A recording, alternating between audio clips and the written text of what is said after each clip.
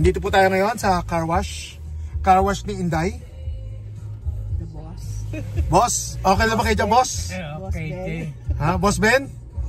Ano sabi niyo po sa ating mga televiewers? Ha? Very good.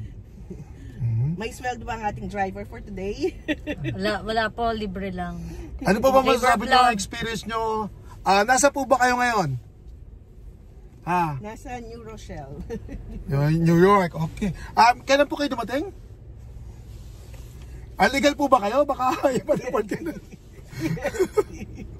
20 ba? Sundan mo yung ginawa niya. Doon.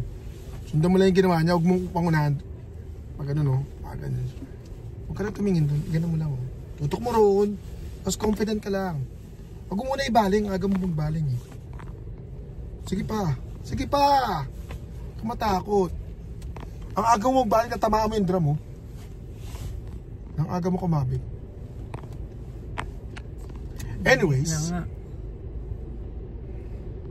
Anyways po, ito po ang car wash. May manual palang tao, kalak machine. Kailangan ko ata umatras. Hindi, diretso mo lang. Merong nag-host oh. Merong nag-host. Merong ano nagkakaskas niya.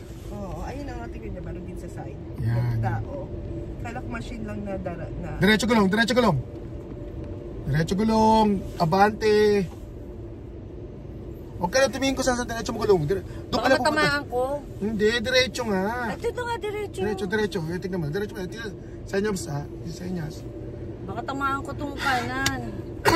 Diretso raw, sabi. Oh. Tatamaan ko. Hindi mong sundin ang isip mo. Tingnan mo siya, goro. Hindi kayo babangga ng mga yan. Diba to? O, sige raw, go. Sigla mo, sabihin niya siya. Neutral. Okay. Ito. Yan po ang car wash. Okay. Bago lang po, sabi ko naman sa inyo, di ba bago? Yan ang car wash. Car wash for, our lesson for today is car wash in New York. Ganyan po ang nangyayari sa car wash. Ano po masasabi nyo? Ha? Very good. Ano po ba nangyayari na? Pakidescribe po sa ating mga manonood.